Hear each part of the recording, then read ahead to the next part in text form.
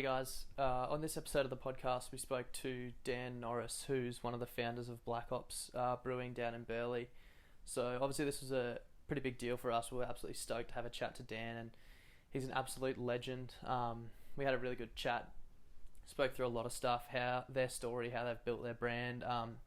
We did have a few technical difficulties, so unfortunately I had to actually call in on my mobile phone, but it's still a good chat, so tune in and enjoy it. And if you've been enjoying our podcast content, make sure you're following us on Instagram and part of the Facebook group on Facebook, and subscribe to the podcast app or Spotify. We'd really appreciate it, and it's really going to help us to keep chatting to people like Dan. So tune in and let us know what you think. Hey guys, welcome back to episode 6 or 7. I actually forgot. Good start, mate. Yeah, we'll restart that one. All right, we'll just restart that. No, we're not restarting it. Come on. People know what the episode is. They click on it. All right, guys, we're back. Episode 6. It's Crushing Tins. We've actually had an absolute cooked start to the podcast. This is our second attempt, almost third attempt. So you got Klutz, Das, and Jay, and joining us is Dan from Black Hops Brewery. Mate, how are we? I'm good. I was planning on coming on here and just giving you shit non-stop about your Photoshop skills, but now I know you can't use computers generally. We're probably I'm just going to give you shit about your IT skills. Exactly. We're probably the least savvy group on the internet at the moment. So it's not just specific to Photoshop, mate. It extends wider than that. Yeah. General technology. You're actually ringing on a telephone. Yeah, exactly. So, Darcy's stuck out in the sticks in Sanford. His internet is shit itself, and this is where we're at. So, look, let's get straight back into it. Dan, let's hear that story about the eggnog stout again. Basically, from the top. Yeah, well, I just told this 5 minutes ago, so I'll try to do it enthusiastically as if I didn't tell the exact same thing 5 minutes ago. Maybe I'll tell a slightly shorter version because I'll get bored myself by the end of this. So me and Eddie were mates beforehand. We sort of started getting into beers like you boys, messaging each other every time we tried a different beer and kind of, having our first proper pale ale that actually tasted like something with flavor in it, and having our first IPA and all this. We're just like getting into the scene. This is probably like 2012, something like that. And probably 2013. I don't know when it was actually. It's like you and your episode numbers. I don't know these numbers. Exactly. There's been too many beers that cloud it. Yeah. But yeah, we ended up, we used to hang out at Burleigh Brewing a bit. We became friends with Govs there and a bunch of the crew there. We're still friends with a lot of them. But yeah, there was sort of one day we went up to Mount Tambourine to just go to Fortitude Brewery that was up there, and we ran into Govs up there. We were just drinking beers, and Eddie had this idea for an eggnog stout. Actually, he'd had this idea before, and he'd pitched it into a competition with Four Pines as they did a what beer do you want us to brew type thing.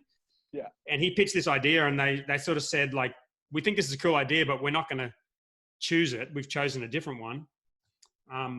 But they sent him a carton of beer, which was nice. And so Govs had just made a homebrew set up, like just made out of kegs, and he hadn't brewed on it yet. He'd never done a homebrew before in his life.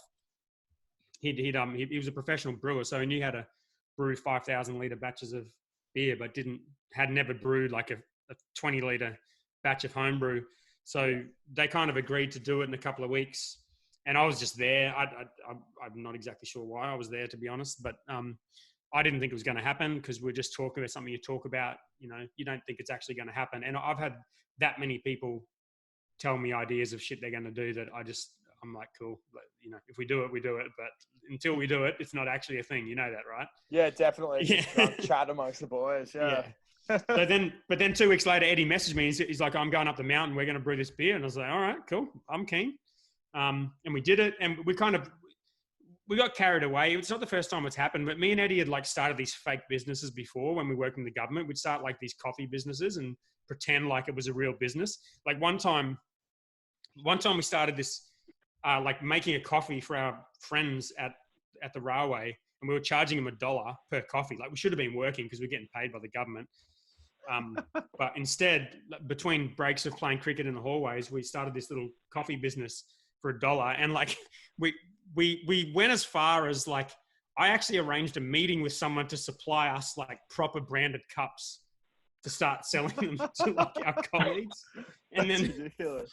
and it was at that point when I realized like we're just taking the piss to extreme. So we had to pull the pin on that one. But Black Hops was a bit the same. We were kind of like, yeah, this is cool. Let's come up with a name. Let's do some branding for it. And let's start. We end up brewing the beer and handing the beer out to people as if it was like a real thing. And bloggers were writing about it. And eventually it was just like, well, it tastes good. The brand's good. People seem to like it. And so we thought, well, maybe we will make it into a real thing. And that's what we did. So a couple of months later, we launched the brand with like a commercial batch we brewed at another brewery. And we did contract brewing for a year or so, just while we planned out building our own brewery. And then we ended up building one in Burleigh, launching in June 2016. And it was just really good timing for me. I was in the process of selling my other business. Eddie left his work, Guz left his work, and we kind of just jumped in together and kicked the thing off. Yeah, perfect. And now you guys have, I believe it's 2 locations. You got your tap room, another brewery. Like it's all sort of popped off from there for you. Yeah, we've got the original brewery in Burleigh, which has expanded 3 or 4 times. It's still very small, but we've taken over the building. We've taken over the office upstairs. We've taken over the building next door. We've now taken over all of the building behind us. Now we've got we've got a tap room there, what we did before this Corona bullshit. Yeah. We still do. We still sell takeaways, but we had a good, really, really good little local following at the tap room in Burleigh. And then we built one in Bigger Waters. We just had our first birthday actually for that one. And that's a monster brewery. Well, monster by our standards, a much, much, much bigger brewery and a much bigger tap room. And again, even there, we've already started expanding there into the site next door and getting more tanks. And so, yeah, it's been a pretty crazy 3.5 years. Nothing crazier than the last month, but it has been pretty hectic the whole time. I suppose it's a testament to the brand that you guys have built, as well as the beer. Like, as I said to you, the first time round, the first ever IPA I had was the Hornet IPA.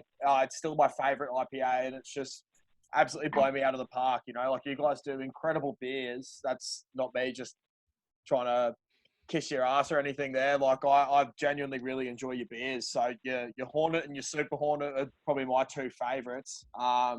Yeah, it's just awesome to see you guys expanding still. And I suppose also your community support. I heard you mention it before, how your tap room had a lot of support from the community. That's something that we spoke to Wade Curtis from Ballistic the other night. He said they've had a pretty big support from their community, but you guys probably seem to be one of the leaders with, I suppose, community support, which is don't listen to Wade. He's completely full of shit. Don't listen to anything he says. Just kidding. I'm only joking, Wade. Wade's a really good bloke. I was talking to him the other night actually about all this Corona stuff. So yeah, it's been great. Mate, he is a ripper bloke. I suppose on that, actually, when we were chatting to him, he said when he was at Four Hearts Brewing that you guys used to do a couple of brews out of his brewery. We did. How big of an impact did he actually have on Black Hops starting up?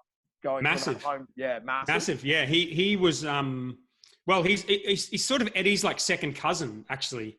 Wade. Sure. Yeah, and he had a brand already before he had his brewery in Ipswich. He had this Four Hearts brand, which was in bottles. I think he was brewing them down in Brewpack, and it was like a really nice looking brand. Like they were very well known. I mean, as far as the craft beer thing was, and we couldn't find anywhere to brew, so we did one batch at a brewery called Beard and Brow in Toowoomba, which I think has since shut down. Yeah, and we were trying to find another brewery to do the contract brewing at. We were brewing out at Bacchus, and they were amazing too. Super critical for our success. I sound like a wanker saying success, but critical for our story, I guess. We'll let you have that one. That's all right. We'll let you have that one. Yeah, well, we are very amazing, and that's due in a very, very small part to Wade. Yeah. I'm sure he'll be stoked. He was, sorry, I'll finish that thought. He was awesome because the stuff we're doing at Bacchus was awesome, but it was very small batch. Wade had I think from memory is 1,000 litre brew house and 1,000 litre tank. So we could brew a decent sized batch of beer, and do it all in one day pretty efficiently. Like Bacchus is really good for lots of little pilot batches. Like that brewery is crazy, the amount of pilot batches they pump out of there. But what we were more wanting to do was do like a decent sized batch of eggnog and a decent sized batch of like our pale ale, and Beach House and these sort of beers, so we could sort of start building the brand for these beers. So yeah, Wade was critical in that because he was the first brewery where we could get a consistent brew down for those core range beers. Yeah, I suppose that was something I was thinking about when he mentioned that to us the other night. For you guys, so you mentioned Bacchus and there was another brewery up in Toowoomba. Had you guys reached out to many other breweries about sort of doing that collaboration, gypsy brewing sort of work out of those other breweries, or were you pretty lucky in the fact that you had that connection with Wade through Eddie? Oh yeah, we were lucky for sure. But yeah, we had. I mean, first of all, there wasn't that many breweries around. Like it's crazy to think now, but like back then there was Burley. They don't do contract brewing. That was never going to happen. Bolter started only a few months before us. Yeah.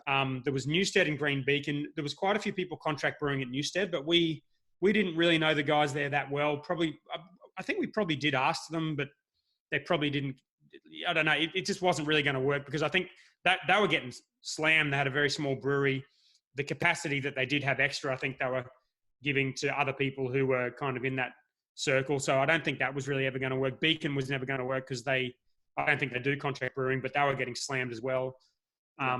So we met Roscoe from Bacchus one night at Burley Brewing, and I was like nervous meeting him. I'm like, holy shit, that's Ross from Bacchus. Because at this time, like he was like winning Gabs every year and like doing all these amazing beers. He still does amazing beers, but it was kind of like, wow, that guy's a legend. Let's like get up the courage to go and talk to him. And it probably over enough of time, probably a year or so, we kind of became mates with him, and he was happy for us to brew out there. But it's kind of not really something you ask. Like people ask us and we just say no because it's such a hard thing to do. It's such a risky thing to commit to. And like we've done it for Currumbin Valley, our mates. We've done it for a company down the Gold Coast called Thursday Brewing, who we know, and they're just getting started. We've done it a little bit, but it's just awesome. Those Thursday beers, I had their lager once when I was down the coast. I haven't been able to find it anywhere since, and it's one of the best beers I've ever had. It was so good. Yeah, right. How long ago? It was actually New Year's, so like December, Jan. Yeah, well, I'm guessing that's probably the one they brewed at ours. But the lager's good. The branding's really good. And they were kind of kicking off, so we're like, we'll let them have a go at it. But it's a bloody hard thing to manage. So it's like we don't really do it anymore. And I don't blame any brewery who doesn't do it.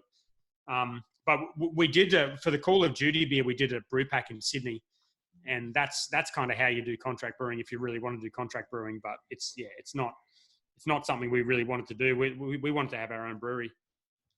Yeah, definitely.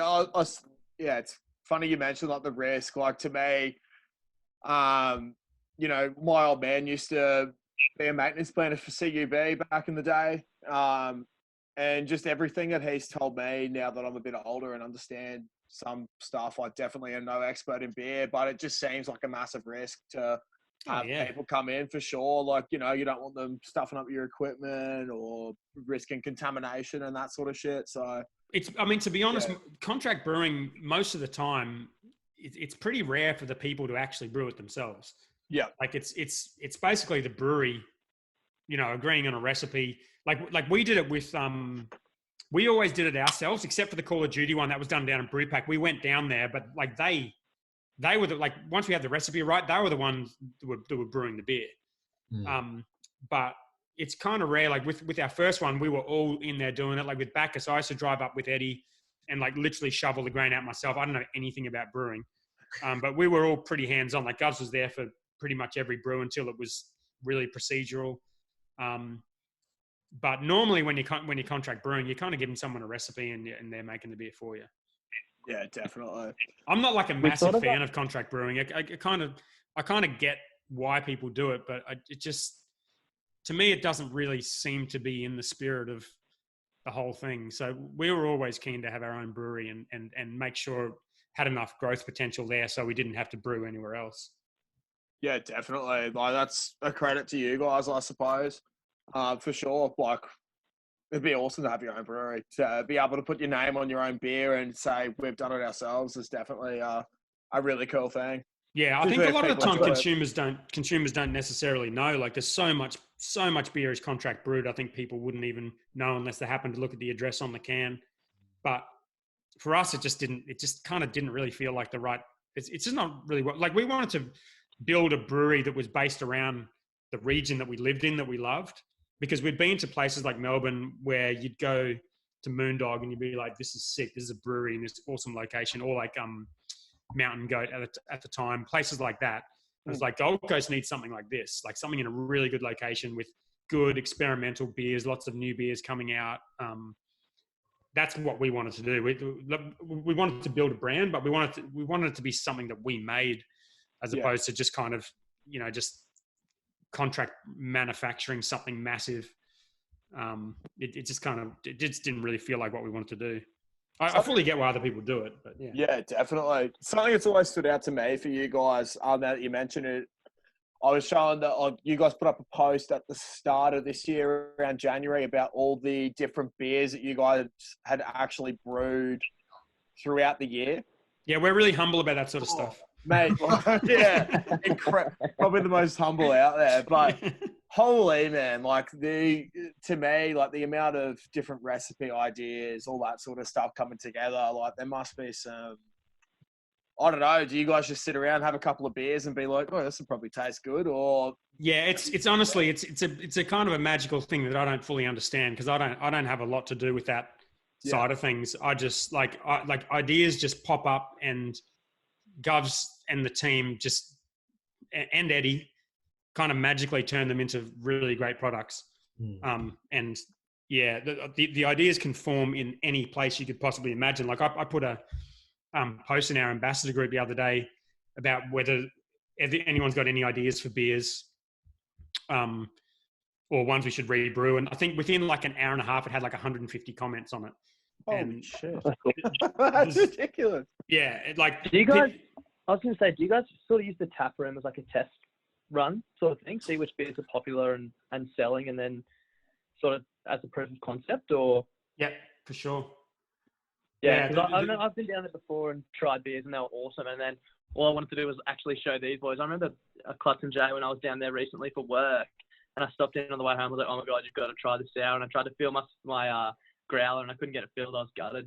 Which beer was it? Was that the watermelon one? I think it was the Citrus Sour. Citrus Sour, yeah, right. Yeah, we're doing another like that one. We probably won't do again. That was one of our investor beers. It was great, interesting beer, but it's probably not one that'll come out in the core range. But we do. I mean, the beers that they put out in the brewery for the tap room are just, there's a whole bunch of weird, wonderful ideas that come out. Some of them are like that kind of beer is very much a kind of a tap room beer that is not going to become core range beer. But some of them, you're just like, oh man, this one, we need to bring this out. So we do like a monthly, like we're doing basically a new beer every 2 weeks. Sorry, 2 new beers a week at the moment. Oh, shit. And we do a new beer every month that we sell in the retail trade, in bottle shops and whatnot. So if one of the sort of 10 beers that we brew for the tap rooms in a given month is a real standout, then we'll choose that as being a limited release for the bottle shops later on in the year. So that happened with Full Nelson, Half Nelson. We did that with Goat was one we brewed a small batch first, and then like for the beer awards, it ended up becoming one of our most popular limiteds. And mate, Goat this is my first time having it actually. I'm up to my third can now. It's just, oh my God, it's incredible, eh? Like this is how these ideas happen. So here's an example. The year was year before last, and the AIBAs, which are like the most highest profile sort of beer awards, which actually would be happening in a few weeks from now if it wasn't cancelled. But we won the champion trophy for it a couple of years ago, and so the following year we were like, they brought out the NEPA category for the first year, and we're like, we need to get a gold medal in this category. And I don't think we'd even brewed a hazy IPA before. I'm pretty sure it was the first one we'd brewed. And we were going to call it AIBA Gold because we thought it'd be cool to like rock up to the awards and then have this beer that was called AOBA Gold as a gold medal winning beer on the screen, because they put the gold medal ones on the screen. Mm. And then we just thought that's like way too obnoxious. And I also kind of thought, like, I'm always thinking in the back of my mind, like, what happens if this is a really good beer and we want to bring it out? Like, I want to choose the ones that we can build a really good brand around. Like that can you're looking at right now, like that doesn't happen by accident. There's a lot that goes into that. And so we ended up arriving on GOAT, the greatest of all time, as again, just being obnoxious, trying to have fun. And it did win a gold medal, so that was pretty cool, and we were excited to see it on the screen. And then when we brought it out, people loved it, and so that's one example. But that's one out of we'll probably go close to doing 100 different beers this year. Yeah. So that's one. I mean, they come from everywhere. Oh, that's perfect. Just backtracking a little bit, we actually wanted to have a little bit of a chat about your collaboration with Call of Duty and sort of how that came around, because that's a pretty cool thing, man. Like, you know, you guys are Black Hops. I remember mentioning Black Hops to my parents, and they were like, "Isn't that game you used to play when you were like back in high school?" I was like, "Oh, yeah, no, it's a brewery, Mum. Like, I've grown up a little bit, but I haven't, because I'm still playing Call of Duty." So yeah, how'd that sort of collaboration come around? Yeah, well, honestly, there's been a couple of things, well, more than a couple of things that have happened to us that you just think, wow, I don't even know how this happened. But that was definitely one of them. So this is before we even had a brewery. We had an email come in. I remember the call. Back then, I wasn't really involved in the brewery. It was kind of like this is a fun thing. Let's make this brand. But I had a business to run. And Eddie was basically doing everything. We were just part-time. We didn't have a brewery yet. We were doing contract brewing. I was doing blog posts and things, but that's about it. And so Eddie was manning the emails and doing the online social media and everything else. And we had an email come in from a company called, I think they were MCC Agency or something like that. MCC, I think. And I didn't actually know this whole story until about a year ago when I was talking to Mark Feathers from Hearts Pub in Sydney. He actually was in that media space, and he actually suggested, he was approached by these guys about doing a beer for the game. And he said, "Oh, you should talk to Black Hops because they've already got this name that kind of makes sense and that would work." And I only found that out a year ago, but this is like 5 years ago. This was happening. Yeah. So we got this email. It said we're bringing out, so it wasn't from Activision. It was from this MCC agency. And they said, we're bringing out, they said Black Ops 2. And and Eddie was like a player of the game, so he was like, "Well, that's not even right because that game's already out, and the one that's coming out is 3, and it's not from Activision." And so he's like, "It's probably bullshit." And then I just like looked into the email. I was like, "Well, it's actually come from this MCC place, and their site tells me that they are actually agents for Activision." So we called him, and it was legit, and yeah, we went from there. Far out. That's pretty cool, man. Like, it's probably one of the biggest, Activision's one of the biggest gaming things. So that would have certainly helped the ego a little bit for the brewery as well. So yeah, and we need that. Yeah. Like we're very humble. So we exactly, man. Exactly. Yeah. No, it was pretty surreal, to be honest. Like we got the final call from them when the first conference call we had with them, when it just went from emails to conference call. We were in China inspecting our equipment, being taken out to lunch by the guys at Tiantai who we'd bought the equipment off. We got this conference call, sat around it at this weird, like German themed Chinese pub. And we were talking to Activision from China, and they're like, "Yep, well, when you get back to Australia, we'll fly you down to Sydney. We've got a whole crew coming down. We're going to film this video." And all this stuff. And I'm like, and I was going to Thailand after China. And this day that they'd organized was the day I got back. So I had to fly, I think I flew all overnight and then flew to Sydney without any sleep, didn't even eat. And then we did this whole filming day. And I think we flew out that night. Like, it was just so hectic. And then they flew up to the Gold Coast because they were like, "We'll get some image of you guys surfing and doing stuff on the Gold Coast. So the whole crew flew up to the Gold Coast and did interviews with us at like around location on the Gold Coast. And then we went out to Burleigh Point. We paddled out, went for a surf, and just totally embarrassed ourselves. Like they didn't even use any of this footage because we were just so sucky. Like me and Govs just got like drifted like hundreds of meters down. I got like 2 waves and just tooled myself. It was just embarrassing. And the guy's like, yeah, no, I think we got enough. We're good. But yeah, it was cool. And then they put it out, and at the time they were basically the biggest entertainment franchise in the world. Like they were doing their game launches were like $1 billion launches. Yeah, it was insane. That's insane, man. Like that's such a mad opportunity for you guys. Like, yeah, and they sent a card to Guy Sebastian, so that's pretty cool. I like that. Whoa.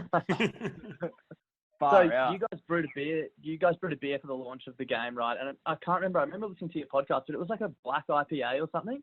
Yeah, it was a midnight pale ale. So we did it in black bottles. They did the branding, but Govs sort of came up with the idea of doing this midnight pale ale in a black bottle. So like when you drunk it, you wouldn't see the color of the beer, and it was designed to be.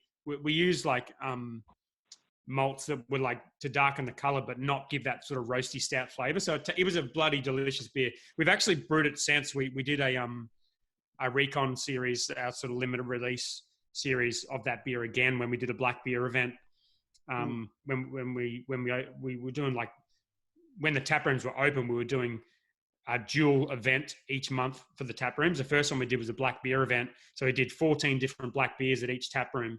Just completely took over the taps with dark beers, and one of them was that midnight pale ale. And it was a delicious beer. It's not the sort of beer that non-beer drinkers would drink, but people had a lot of fun with it. It was cool because we were sort of exposed to this whole new world of like people getting these things and like unboxing them on YouTube and like getting coverage on. Like we were on like Channel 9 News. We were on these big like gaming sites that I'm not a gamer, so I didn't know anything about this world at all.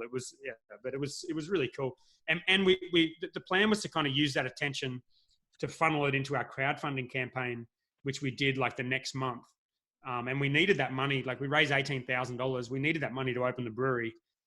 And it just the timing of it was just really good. And we ended up being the first company to launch a brewery using crowdfunding just after the Call of Duty thing, and it just kind of one thing led to another. It was pretty cool. That's pretty awesome, man. I didn't realize you guys were the first. That's a major thing. Yeah, we also were the first to close an equity crowdfunding round. When they released equity crowdfunding, which is the kind of crowdfunding where you're giving up ownership in your company, not just like a carton of beer and a t-shirt. We were the first to close a round. Endeavour did a round as well. They closed a bit after us, but they launched theirs before us. So we were sort of around about the same time. But yeah, it's cool. I like that. I think the crowdfunding thing really suits the brand we've got, because it's like, it's a brand that's people feel a part of it. Yeah, people feel a part of it. It's just grown. It's evolved out of this community. It's sort of evolved out of this online following and community, and then evolved into this local community that we have. And it's just like morphing into this awesome thing that people are like a legitimate part of, to the point where there's 550 people who own part of the company, which I think is the coolest thing. I would rather get investment from that kind of thing than like big VCs to throw money in. So that's great for us. I guess definitely. As well, on the back of that, like something that we're pretty keen to talk about was you guys have sort of labelled yourself as the least covert operation in brewing. Like how has your content helped you guys grow your brand? Like you've pretty much laid everything out on the table, from where you got your coasters made to like getting your equipment. Yeah, and even our recipes. If you go to blackhops.com.au/recipes, it will forward you through to our like Brewers Friend page that Govs updates, and it's got like 15 of our beers on there, all the recipes, even some like really good limited release beers we've done. He just like scales them down to homebrew size. And yeah, it's hard to say. I mean, it's a point of difference for us for sure. I think it's something that people like about what we do. It gives us an excuse to talk about ourselves. It's what I do as I guess an entrepreneur. That's what I do. I don't really know how to build businesses any other way. So I was always really excited about using those skills in a physical product business like this, because previously it was online business and it was kind of like just what you did, but it's not really what you do in this industry. So I think it's been great for us. Yeah, for sure. And like I had a look at like on your website, I noticed that your top stream podcasts for 2019 were, some of them, like one was with Sterling from Bolter and another was with Jamie from Stone and Wood. So like it's a testament to you guys that people who are interested in your brand, like they're literally listening. I suppose you don't want to call them your competitors as such, but that's essentially what they are. Like they are, yeah, for sure.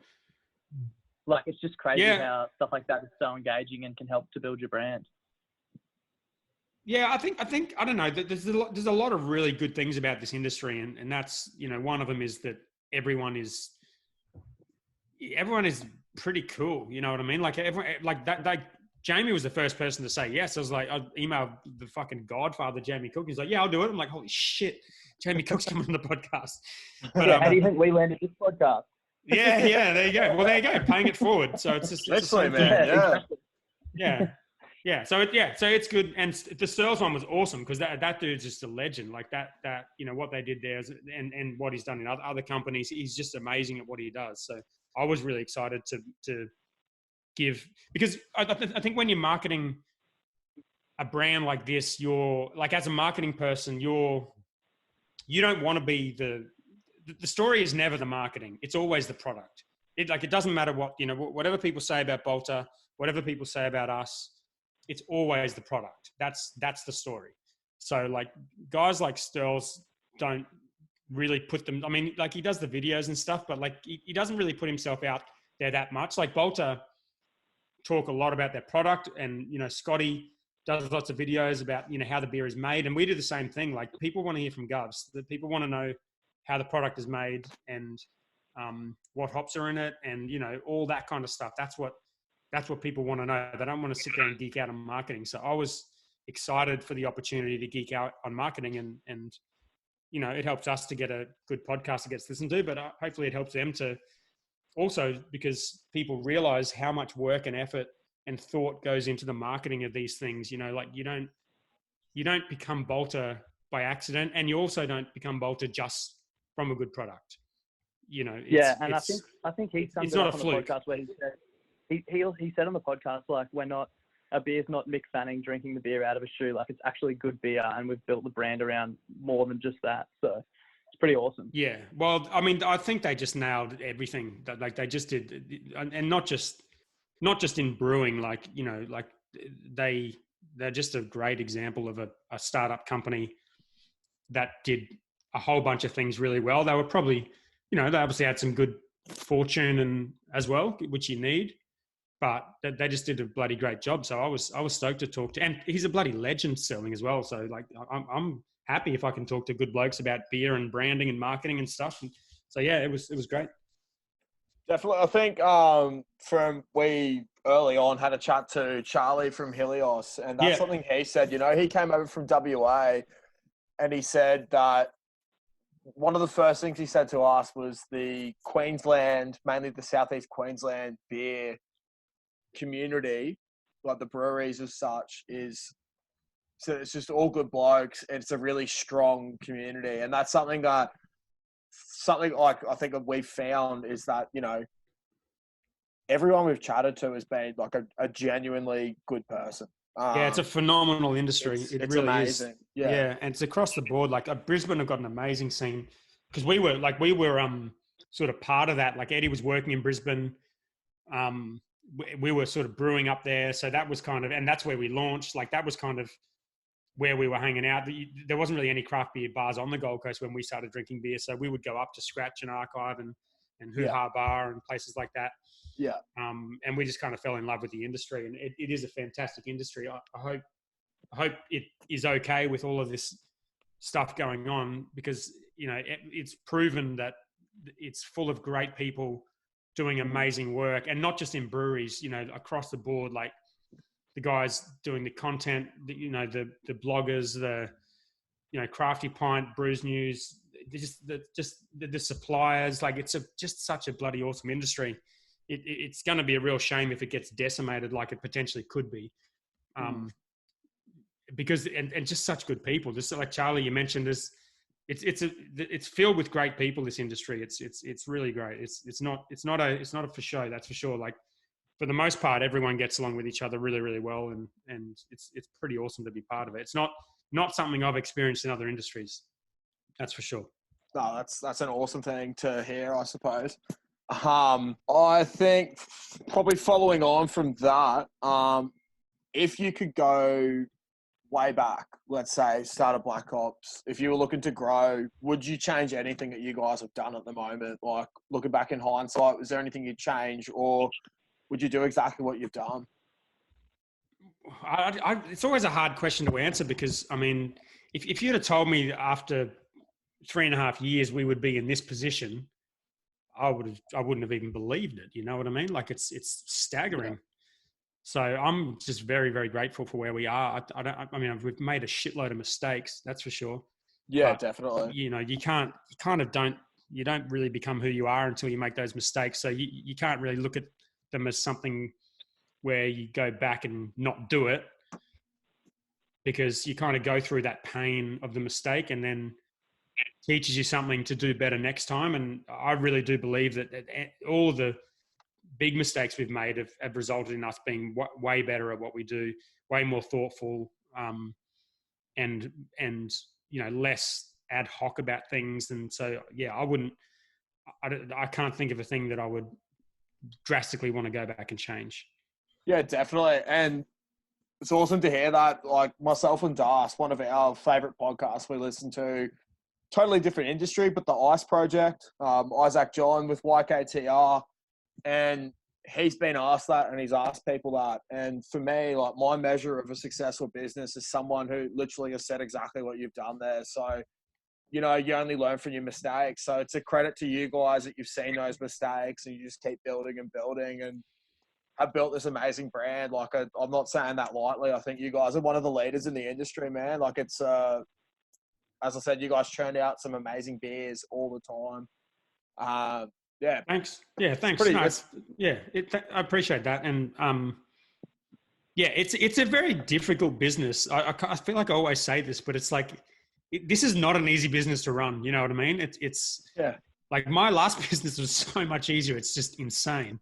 And even for staff, like our staff are incredible. Like they don't have easy jobs. They have bloody fucking difficult jobs, and they don't get paid a whole lot of money. You know, like I listen to a lot of other podcasts as well, and I always listen to the startup ones. And, you know, you hear the stories about people working in the startups over in Silicon Valley and getting equity in these companies and just making shitloads of money. And like, it just like, that's not what this industry is. It's just no one's making a lot of money. And yeah, our staff just do an absolutely incredible job. And yeah, it's a difficult thing to do, but we've had a lot of luck. I think we've done some things very well. And I think in hindsight, I think we're also pretty early. Like you never really know if you're early or not. It didn't feel like we were early. It kind of felt like we were, it was taking us a while to open, and there was already other breweries, you know, Bolter had opened just down the road, and it was like, shit, like maybe we're too late to this. But in hindsight, I think we were super early, which is really only pure luck. Like it was just when we happened to open. We had really good timing with packaging as well. So when we could finally afford to buy a packaging line, you know, you could get a canning machine for 120 grand, which we still use to this day, like 3 or 4 days a week at HQ. That, you know, so our beer went straight into cans once we could afford that. And that coincided with a trend, which I mean, we saw coming. Like we're not completely, you know, it wasn't a complete fluke, but it was good timing. Like, you know, if it was a few years earlier, we might have been buying a big bottling machine and it being redundant after a few years. And it was good in hindsight, very good timing. So yeah, a lot of things have gone our way. That's helped us a lot. But I mean, it's still month to month. You know, you don't know if it's going to be a good month. Like we still have never had a financial year where we've been profitable. Yeah. We've lost money every single year. And we were just about to turn that around this financial year, or this calendar year for sure, possibly this financial year. And then coronavirus. So it's fucking savage, but it's all right. Well, everyone's doing good, but it's a very difficult thing.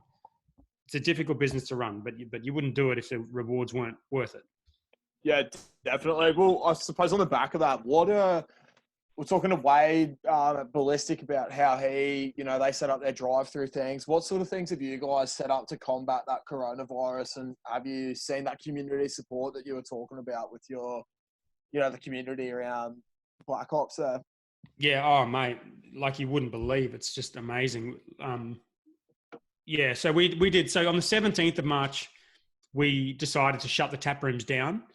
And that was just based on, I was just following this happening overseas. I just knew it was coming here. And the government had just said, like, we need to be social distancing and whatnot. And it was like, they hadn't shut anything down, but it was sort of like, there's no way this is not the direction it's going. So we just made, I feel, a responsible decision to shut down in that week. So in hindsight, it was probably good for us because we had an extra week on most other breweries to really think about what the fuck we were going to do without a tap room, because the tap room is the lifeblood of basically any brewery I can think of other than the really big ones. Yeah. And so the following week they shut down bars and restaurants, which we were anticipating. So on that week on the 17th of March, we immediately started changing things. We stopped putting beer into kegs. We started takeaways only at the tap rooms and implemented new processes for sanitizing and whatnot. I think within a week, I worked that week, I think 14 days in a row, like 12, 14 hours a day. I have kids, which I share with my partner, and she just kept the kids the entire time. I don't think I even saw the kids for 2 weeks. It was pretty hectic.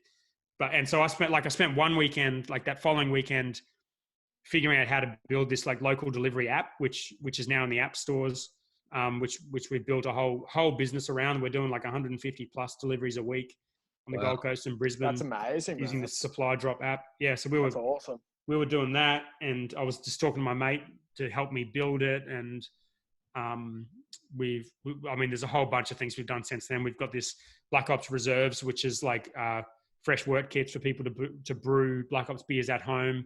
We've released all of our recipes for that. We've released a competition where you can brew, like we're doing our own like awards to be like, you can brew Hornet, for example. And if it's like true to brand for Hornet, we'll do like an internal sensory session, and you'll get like a little gold pin. And then the best Hornet will get a gold champion coin. And then we're doing all of our core range beers, and then all of the champions will get to do a brew off for the grand champion Black Hops home brewer. And then we'll do a day at the brewery where we'll do a brew, an education session. We'll put on the beers, and then the winner will get that coin, and then also get a year's discount for the tap room. Like all the shit we've just thought up in the last couple of weeks. Yeah, so we have like the guys, like everyone in the company is working on shit that they hadn't worked on before and putting stuff out. Like we've got fully branded like wort kits out already to people. The recipes are up online. The pins are getting developed. All of that. It's been crazy. Like that's one thing. We're selling kegs on our online store now, so we're dealing with sending kegs out to people where the online sales have gone through the roof. So we're trying to figure out how to manage all of that. We're opening the tap room 7 days a week. There's a whole bunch of stuff we're doing. So yeah, I mean, we kind of lost 50% of our business. Like we lost the tap room on-prem revenue, which is about 25, and then we lost all of our bars and bars and restaurants, which is another 25. So we lost about half of our business overnight, and we're just trying to eat back as much of that as we can, keep our beer in people's hands, keep up the community spirit, keep our staff in jobs. So like our sales guys are doing deliveries and tap room stuff now. We did this thing the other day, which is cool. We called Bright Friday, where we got a beer out of the Bright tank into cans, delivered to people's homes all on the same day. And then we did a live call on Zoom at the end of the day where Govs did a tasting session, and we did like a Q&A with a lot of the guys. And a lot of the people that came on the call were people who come into the tap rooms all the time who are like, oh, we're still drinking Black Hops, we can't hang out.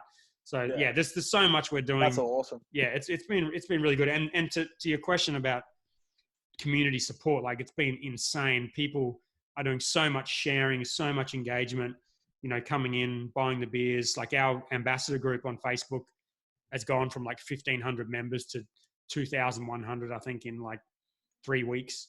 It's just that's awesome, blowing up. And the engagement's been amazing. Social media's been amazing. So yeah, all that stuff's really good. It's going to be bloody hard for us to get through it, but there's a lot to be positive about. Oh, exactly, man. As you said, it's a shit situation. It's a terrible time, but the light at the end of the tunnel is, more people are probably aware that you can get your takeaways now and take stuff away and all these different things. So once it all comes, like, let's hope business keeps booming and we onwards and upwards for you from there for sure. Yeah, well, hopefully. I mean, I'm worried about us, but I'm sort of in a way more worried about other businesses. Like we've got a lot of customers who are on-prem venues and like have fully shut down. I don't know. I worry it's not going to be soon that they're going to be reopening. So for those businesses, it's going to be really hard. And also for breweries who, like, we're really lucky. We sell a lot of beer into bottle shops, and we've got a good relationship with Dan Murphy, with Woolies and Coles, First Choice Dan Murphy's, BWS. Like you said before, like our beers are in all of those places, and all of those businesses are going very well at the moment. There's a lot of people buying beer. So we're very fortunate that we've got that, and we've got half a business there to use to build up the rest of the business into a full business. And we've got that opportunity, and I relish that opportunity. And I'm very grateful for it. There's a lot of breweries who don't have that, who just have a tap room mainly, and don't have that package sales, to compensate for that loss. So I don't know what's going to happen to those breweries. Hopefully they'll be all right. But I fear that we're going to lose a few good companies and people, in this industry, unless some of the government support kind of steps in and does enough for them. Yeah, most definitely. It's hard though, because like with like the JobKeeper initiative and stuff is obviously a really good thing for keeping people in jobs, but a lot of what you do is about physical product delivery. There's a lot of cost that goes into like maintaining and running, like even a small. Oh yeah, well yeah. You can't. I mean, we can't really reduce our costs. Like we've reduced the things that we can reduce, but at the end of the day, like we've got, I think, 6 leases. We've got 20 full-time staff, and we don't want any of them to have to leave. Yeah. You've got massive excise. Like we're paying $130,000 a month in excise before we sell any beer. Like that's. Yeah. I mean, it's payment on the beer we're selling, and it's not, and it's technically not our money. We're sort of collecting it for the government, but it's just like these costs don't go away. So, you can scale back to some extent, but we've built a business around this idea that we're going to keep growing and grow very quickly into this new facility. So we can't just halve that and everything's going to be all right. That's just not how it works. So yeah, it's pretty scary. The JobKeeper thing hopefully will work out. I suspect we won't qualify for it. We may qualify for it, but we've done a lot of work to keep the business not dropping by 30%, and we might be good at doing that, in which case we won't get the support. But I would rather do our best to try and keep the business sustainable on our own accord, because that's what business owners should do. Yeah, I 100% agree. Just to plug that as well, like, because I've got it, I just installed it. That Supply Drop app is how you can get the Black Hops beers delivered, right? Yes, and it's just Gold Coast and Brisbane. Yeah. But yeah, that's pretty much our whole base. So if you're listening, you're this far through to it, guys, get down Supply Drop and get some good beers into you. One of the amazing things that will come out of such a crisis like this is innovation that happens this quickly. To be able to turn around an app like this in 3 weeks that kind of completely changes your entire business model, or 50% of your business model, is like, it's fascinating. It's amazing. Yeah, it really is. And I mean, we're not the only ones doing it. Like I'm seeing it absolutely everywhere. Like businesses just completely uprooting what they did and changing everything. Like I got a mate, Luke and Dave, who run a gin distillery, and like within 3 or 4 days, they had like fully branded hand sanitizer on the market.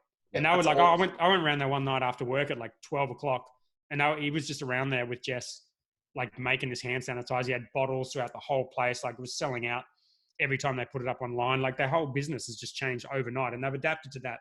And that they've put a product out which is like looks and feels like a legitimate commercial product that you would normally put a hell of a lot of time into. So that's happening across the board, and it is amazing.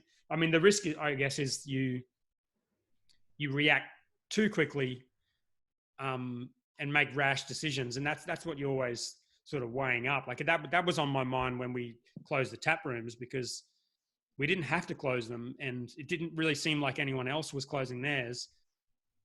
So it was like, well, is this the right decision? And you kind of always second guessing yourself. But I think in situations like this, you kind of just have to, just make the uncomfortable decision if you feel like it's right.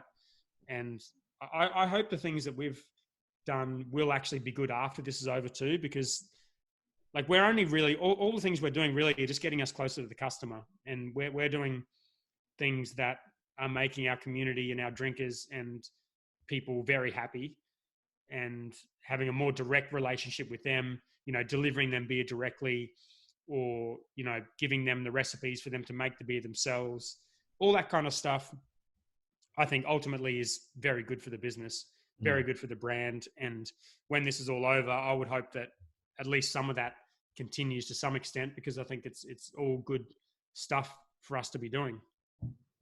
Yeah, most definitely, man. The competition in particular, I forgot to mention that earlier, as you said, though. Seeing that pop up the other week, I messaged Darcy and was like, fuck, wish we could actually homebrew, because that's such a cool thing. Go buy yourself a little homebrew fermenter thing and put it in an air-conditioned room, and you're good to go. That's what we're thinking. Oh, I'm thinking of trying to buy one off my mate. So, see how we go from there. Yep.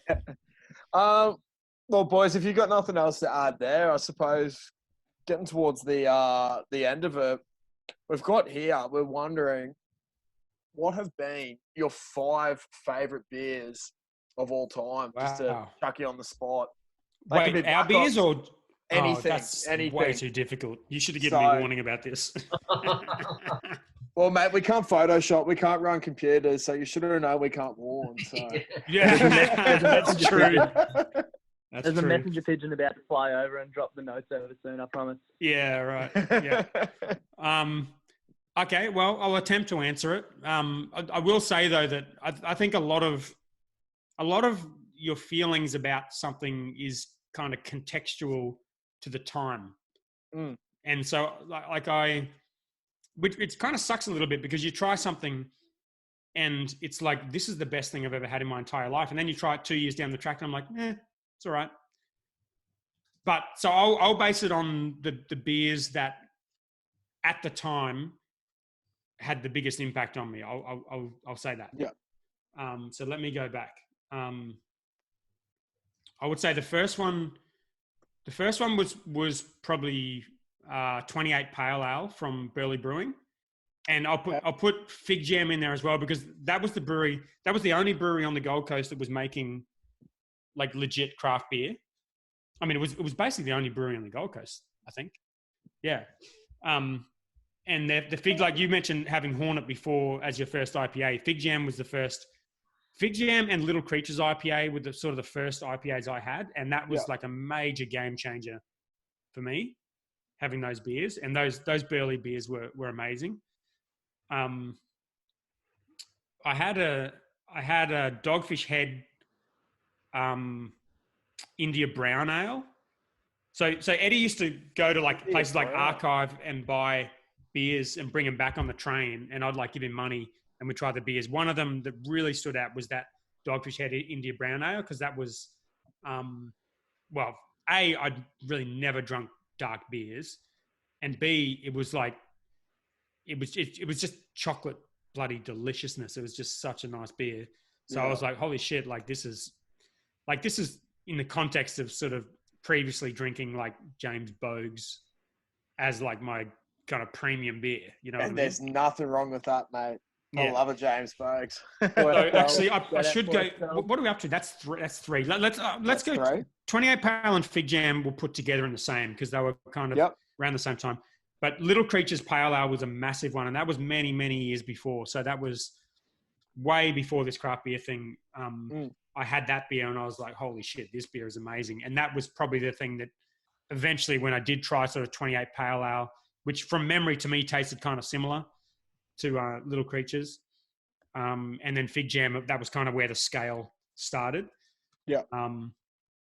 So that's Dogfish. Yeah, that's 3. Yeah. What else have we got in there? That's going back a fair way. Probably Ballast Point Sculpin was probably another one. That was one of the first. That and Brewdog Punk IPA were probably 2 of the first like imported IPAs I had, which were all really well regarded beers. That were kind of made somewhere other than here. Yeah. I would say Sculpin was the big one because the first time I had that, I was like, this is completely insane how good this tastes. Like, it was ridiculous. Is Sculpin a UK beer or? No, it's a brewery in San Diego. They sold a couple of years ago. Hectic. But we went there actually when we were over in America, and it's gigantic. Like, it's not like anything that's here. It's like Stone and Wood times 20. Far out. Insane. Sounds awesome. I think they sold for like $1 billion. Oh, yeah, they're a very, very big brewery, but that beer is just quality. And we had it over there. It tastes every bit as good as I remember it. That was an amazing one. And yeah, well, I haven't included any of ours in there because I'm sort of going back before our time. Yeah. I think. Got to chuck one. You can chuck a couple in. Well, I think I've only got room for one more. It's hard to pick one. I will pick Pale Ale because I'm drinking it right now. It's the beer I've drunk the most, and it was a massive game changer for our business. Like we had built the business around all the stuff we've talked about, but we didn't have anything in cans, and we didn't have a core range, and we didn't have. Actually, what happened was one year the Hottest 100 was on, the Hottest 100 craft beers, and I think the year before Beach House was like number 118 or something. And I thought, well, this year's our year. We're going to make it this year for sure. And I listened to every beer from 100 to number 1, and we weren't in it. And I was really fucking gutted, because it's a stupid thing to worry about that. But it is also a really good measure of where the kind of the brand is at in terms of what people are feeling, it really is. And as a marketing person, I'm kind of like, well, this brewery is well known enough to make this list. Yeah. And if we're not in this list, we're doing something wrong. And so we had a conversation at work about just doing a beer that, like, our beers were very kind of creative. Like our core range at the time was like a kind of a bunch of interesting, weird beers. Like our Beach House, which we've just re-released at the tap room, is an incredible beer. It won the champion trophy at the ABAs, which is an impossible trophy to win. Yeah. But it's not the kind of beer you walk into a bar and say, I'll have the French Saison that's got the Gold Coast twist.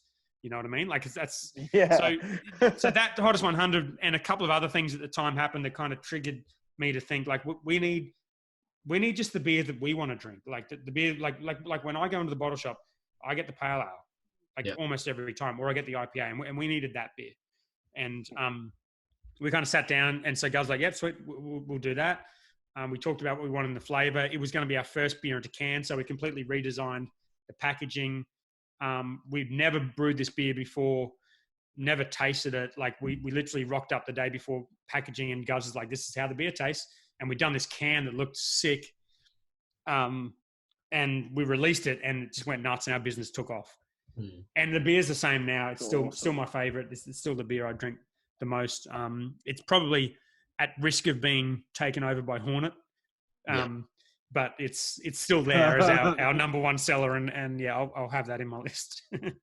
Yeah, definitely. No, that's awesome. That's a cool story behind it as well. Like it's pretty awesome. Yeah, it was a really big beer for us. Mate, I've had it as well. It's just a good pale ale. Like it's just a good staple. Always keep it in the fridge. Yeah, exactly. And we kind of, I think what happened was our business was sort of growing from this like little tiny, pilot brewery into like a brand. And I wanted to grow into this brand. Like that's the whole reason I'm in this. Like I didn't want to just start a little tiny brewery. But at the same time, it takes a different product to make that work. And so it sort of took us a while to figure out that there's a really critical role in all that experimental craft stuff that we do. But it doesn't, to get from that into a product that stands out when you walk into a bottle shop that someone wants to buy over 1,000 other beers, it's a massive leap. So we kind of we eventually figured out this is what our core range should look like. This is what our experimental stuff should look like. And then we have a balance where we have the limited release each month, which we put a lot of effort into the product and the branding and everything else. So that kind of is the gap for the bottle shop customer where like they want something experimental. They get that beer from us, which often isn't our craziest beer, but it will be always a great beer. And we just sort of had to figure out that whole balance. And that did take us quite a while to figure out. I mean, in our defense, none of us have ever run a brewery before. Yeah. So you seem to be doing all right with it now, though. Yeah. Can't complain. Well, following on from your favourite beers, just to put you in the deep end again, what's probably your favourite place to have a beer? Like, it can be a moment or, just a scenery, anything like that. Like, what's sort of your favourite place to have a beer? Oh, wow, that's a good question. Surely Burley Hill. God, it's been a long time since I had a beer at Burley Hill. Actually, I live at Mermaid, and I don't have to walk too far to be on like a seat down the beach. So I'll often go down there and have a beer. But I think favourite place to have a beer would definitely be one of the Black Hops tap rooms. I'd have to pick which one. Or maybe like a staff meeting where everyone's there. That's probably what I would choose, because I like having a staff meeting when everyone's there in person. We can all have a beer at the place that we all built together with the people that built it. That would be what I choose. It's a pretty rewarding feeling. Yeah. No, that's awesome. I've found that so much. Well, Dan, I suppose, mate, we've gone through. It's taken us a while to get here, but we got there in the end. Yeah, we got there in the end. But mate, just before we go, give yourself a plug. How can the community, our community here, help you guys? Where are you? How can we find you? Yeah, I mean, look, Black Ops is not that hard to find, but yeah, just a general offer would be to just support your local independent brewery, and it makes a really big difference. Most of the people in this industry are self-funded or, put a lot on the line to create these companies. It's a very, very hard thing to do to start a brewery. There's so much passion and work that goes into it. And when people listen to this content and they choose an independent, small, local company to drink and to go to and to support, that makes all the difference. So I would just thank you guys for kind of spreading the message, and listeners, keep drinking local, independent, high quality beer. Definitely. Well, mate, it's a credit to you for not shouting yourself out in the other breweries, to be honest, man. Like, it's a massive thing to help out the industry there. So from us guys, like, let's heed Dan's message, go out, support your locals. If you're around the Gold Coast, get down there and support Black Hops. Download that app, Supply Drop, as well, if you want to get some awesome beer delivered to your place. But just want to say a massive thanks, Dan, for coming on and actually having a chat with us, man. Like, it actually means a lot to us. We really appreciate it. So, yeah, thank you very much. No worries. And I'll send you an invoice for the IT support. And I got a question. Good news. Are you gonna do to my face what you did to the poor guys at Ballistic on your Photoshop? Is that the plan? He'll do worse, mate. He'll do worse. he'll dead set do worse, man. Like, I think you need to get the missus involved and just figure something out.